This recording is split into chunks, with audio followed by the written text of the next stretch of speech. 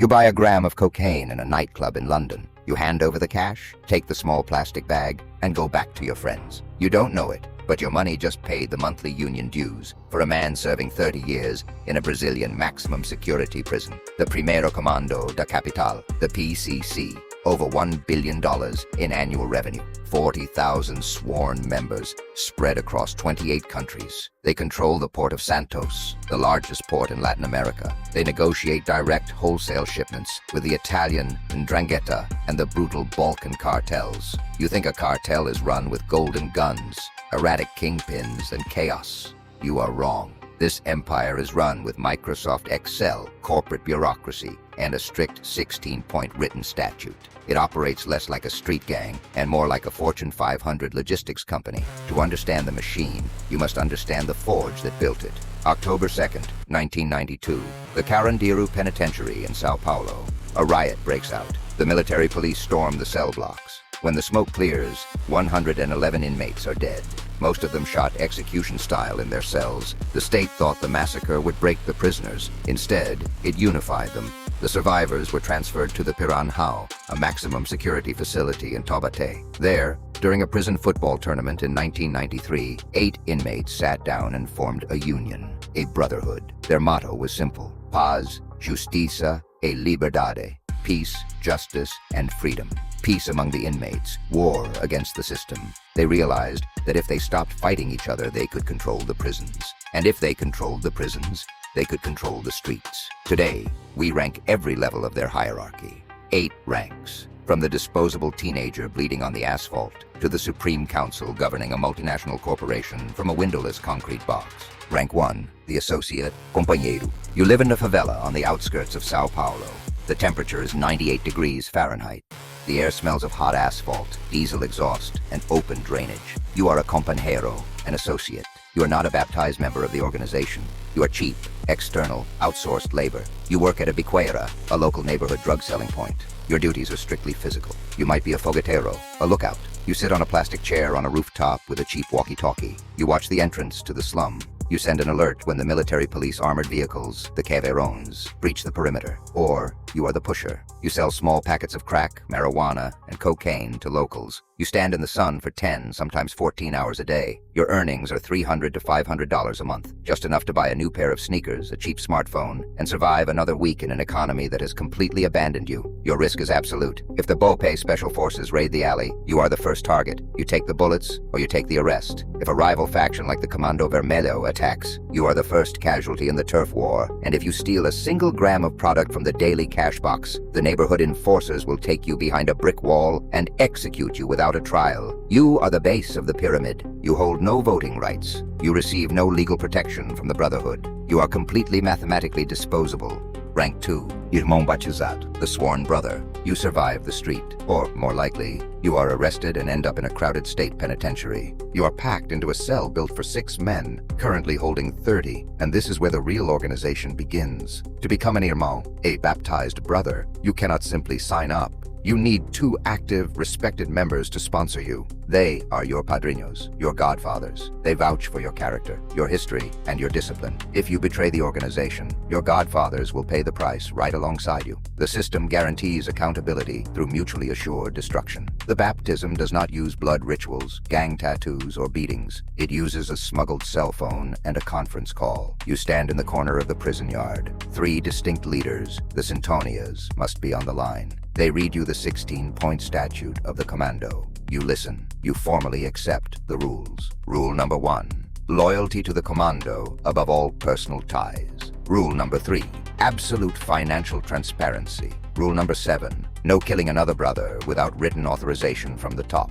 You are taught that the PCC is not a gang. It is a family of the oppressed. You are now in the union, and like any union, you pay dues. It is called the cebola, the onion. If you are in prison, the fee is roughly $10 a month. If you are on the street, it is $200. This money goes into a central treasury. It buys military-grade weapons. It bribes prison guards. It charters buses for families to visit inmates. And it pays for high-end corporate lawyers to defend the Brotherhood. As an Irmão, you earn $1,000 to $3,000 a month managing low-level operations. You are respected in the favela, but your life no longer belongs to you. It belongs to the Commando. You can be activated at any time. Rank 3. The enforcer and judge. Disciplina, Sintonia Geral. The state does not control the favelas. The police only enter in heavily armed convoys, shooting at shadows. You control the favelas. You are the Disciplina. You manage an entire neighborhood or a designated sector of a prison. You assign the drug-selling corners to the Companheiros. You collect the monthly union fees from every baptized brother in your zone. You ensure the ledgers are perfectly balanced before sending the money up the chain. But your primary job is not sales. Your primary job is maintaining the law. When a resident is robbed by a local thief, they do not call the police. The police will not come. They call you. When a husband brutally beats his wife, you step in. When two brothers argue over drug territory or unpaid debts, you hold a trial. This is the Tribunal do Crime, the criminal tribunal. The air smells of damp concrete and sweat. It happens in an abandoned house or a back room of a bar. A man kneels on the floor in front of you. He is accused of stealing from the organization. You dial a conference call to the regional commanders. The tribunal is a formal debate. Evidence is presented. Witnesses speak. The accused is allowed to defend himself, or a fellow brother can act as his lawyer. You listen to both sides with cold objectivity. Then you render a verdict. If the verdict is death, the execution is carried out immediately, often brutally, to serve as a message. But the bureaucracy is flawless, and it works both ways. You cannot kill simply because you are angry. If you judge unfairly, the family of the dead man can appeal the decision to the Supreme Council. If a retroactive audit proves you ordered a false execution based on personal bias, you will be executed in turn. The justice is severe, but it is entirely predictable. It creates order where the government left only chaos. Rank 4. The state boss. Sintonia Geral do Estado. You manage an economy larger than a small city. You coordinate logistics, weapon transfers, and mass drug shipments for an entire Brazilian state. And you do it sitting on a thin foam mattress in a crowded prison cell. Your title is Sintonia Geral, State Coordinator. The Brazilian authorities try to block your cell signal using electronic jammers. You bribe the guards to bring in localized routers and signal boosters. The state searches your cell for paper ledgers and notebooks. You keep everything on encrypted micro SD cards the size of a fingernail, swallowed or hidden in the walls. Every Friday, the Disciplinas report to you.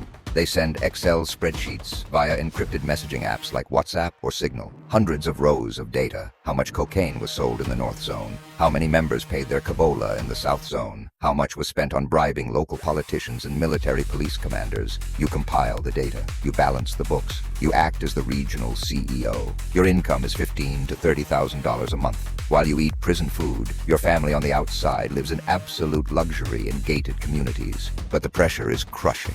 If the state intelligence agencies intercept your communications and catch you running the network, they will transfer you to the RDD, Regime Disciplinar Diferenciado. This is the state's ultimate weapon. Maximum isolation. 22 hours a day alone in a concrete box. No cell phones, no contact with other inmates, no physical visits from your family, just 2 hours of sun in a caged, solitary yard. Absolute silence. The state tries to break your mind to sever the command chain. Rank 5. The tie. Money launderer. Gravata. Sintonia do Progresso. The money is useless if it cannot be spent. The physical cash rotting in duffel bags must become digital liquidity. The blood money must become legitimate real estate. Enter the Gravata, the tie. You are not a gangster in a favela. You have never held a gun. You do not have tattoos. You are a financial expert, a lawyer, a corporate businessman. You run the Sintonia do Progresso, the Progress Hub, August 2025. Operation Carbono Oculto, Hidden Carbon. The Brazilian Federal Police execute search warrants, raiding 42 fintech firms and asset management companies in Sao Paulo's Faria Lima financial district, the Wall Street of Brazil. They found a massive, sophisticated laundering network. Your network You take millions of dollars in small, dirty bills generated by the favela drug corners. You push it through a labyrinth of front companies. You use gas stations, bus fleets, health clinics, and even evangelical churches to generate fake receipts. You utilize smurfing, breaking large amounts of cash into thousands of tiny deposits made by low-level runners. Then, you digitize it. You convert the dirty rays into Tether, USDT, on unregulated crypto exchanges. Once it is on the blockchain, you move it across borders instantly, washing it spotlessly clean. You use it to buy luxury apartments, armored SUVs, and legitimate businesses. You earn $50,000 a month, plus percentage commissions on the volume you wash. Your office is set to a crisp 68 degrees. Your hands are manicured and perfectly clean, but your clients are unforgiving. If the crypto market crashes, you lose their money. If the federal police seize your accounts, you do not simply face a regulatory fine or a white-collar prison sentence. You face the tribunal du crime, and they do not care about your law degree. Rank 6, the port boss. Sintonia Do Tomate. 80% of the organization's billion-dollar revenue does not come from selling crack in the favelas. It comes from the sea, the port of Santos, the largest shipping port in Latin America. You are the Sintonia Do Tomate, the tomato coordinator. You control the international export. Your job is logistical perfection. The global demand for cocaine is insatiable, and the markup in Europe is astronomical. You negotiate bribes with crane operators, dock workers, truck drivers, and customs agents. You arrange for tons of pure cocaine to be hidden inside legitimate shipments of Brazilian coffee, refined sugar, and frozen meat. You use the rip-on, rip-off method. Corrupt workers break the seal of a legitimate container, throw in duffel bags of cocaine, and reseal it using a perfectly cloned 3D printed customs lock. Sometimes you use mergulhadores, specialized scuba divers. They swim in the dead of night through the filthy port waters to weld parasite tubes full of drugs directly onto the submerged hulls of massive cargo ships. The air smells of diesel exhaust, salt water, and dead fish. You are the bridge to the global market. You speak directly via encrypted apps to the buyers from the Italian 'Ndrangheta mafia and the brutal Balkan cartels controlling the ports of Antwerp and Rotterdam. When a shipment clears European customs, you earn hundreds of thousands of dollars in a single wire transfer. But when a massive shipment is intercepted by scanning machines or drug-sniffing dogs, the European buyers demand answers, and you owe the Supreme Council an explanation for the lost capital. The port is a war zone. Local gangs and rogue militias fight to control the access gates. Assassins from rival factions target your lieutenants. You manage the violence carefully. Too much blood brings the federal police. You ensure the violence never stops the flow of cargo. Rank 7, the international broker. Sintonia Final dos Países. You don't live in Brazil anymore. You live in a massive, walled compound surrounded by heavily armed guards in Santa Cruz, Bolivia, or Pedro Juan Caballero, Paraguay. You are the Sintonia Final dos Países, the international final coordinator. The air is thick with tropical humidity. You hold the highest free-walking rank in the entire empire. Your job is wholesale procurement. You bypass the middlemen. You travel in armored convoys to meet directly with the narco ranchers and producers of the raw product in the dense jungles of Bolivia, Colombia, and Peru. You negotiate the purchase of multi-ton loads of pure cocaine base at manufacturing prices. You organize the international logistics. You buy fleets of small, twin-engine Cessna aircraft. You hire the fearless bush pilots who fly the product low over the border into Brazilian airspace, flying under the military radar to land on clandestine dirt runways carved into the Amazon or the Pantanal wetlands. Your annual revenue runs into the tens of millions. You are effectively the CEO of a transnational import and logistics firm, but you are a ghost being hunted by wolves. The American DEA is mapping your communication network. Interpol issues red notices for your capture. Rival cartels want your supply lines and will gladly send hit squads of paramilitaries to take your territory. You sleep in silk sheets, but you keep an assault rifle leaning against the bedside table, waiting for the sound of helicopters. Rank 8, the tower. Sintonia Final, a torre. This is the supreme paradox of the commando, the absolute pinnacle of a billion-dollar empire. The Sintonia Final, the tower. The Supreme Council. Marcos Williams Herbas Camacho, known to the world as Marcola. He controls the port of Santos. He controls the international brokers in Paraguay. He commands an army of 40,000 sworn men. He approves every major gang war, every political assassination, and every systemic shift in corporate strategy. And he has not seen the outside of a prison since 1999. He is held in the Penitenciaria Federal de Brasilia, the highest maximum security the state can design. He sleeps on a flat concrete slab. He speaks to his highly paid corporate lawyers through thick reinforced glass. He has access to millions of dollars in untraceable international funds, and he cannot buy a simple steak dinner. He is a man of extreme intellect. While the men on the street kill for him, he sits in his cell reading Dante's Inferno, Sun Tzu's The Art of War, and the political philosophy of Machiavelli. He understands that violence without strategy is just noise. He built an ideology. He built a system that runs itself.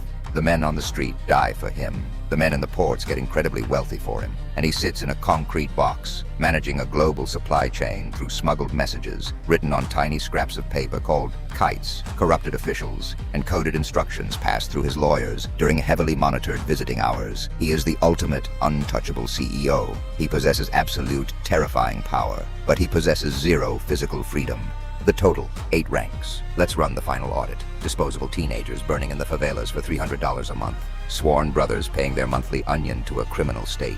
Enforcers running street courts with flawless, lethal, bureaucratic precision. Accountants washing millions through the glass towers of the financial district using crypto and ghost companies. Port bosses packing cocaine into global sugar supplies while dodging Interpol. International brokers commanding air fleets from jungle compounds. And a supreme council reigning over it all from the absolute silence of solitary confinement. This is not a street gang. This is a parallel state, a corporation built by prisoners, for prisoners, that grew to consume an entire continent, 40,000 sworn members, 28 countries of operation, $1 billion a year. You buy a gram of cocaine in a nightclub in London, you hand over the cash, and the man in the concrete cell in Brasilia grows stronger.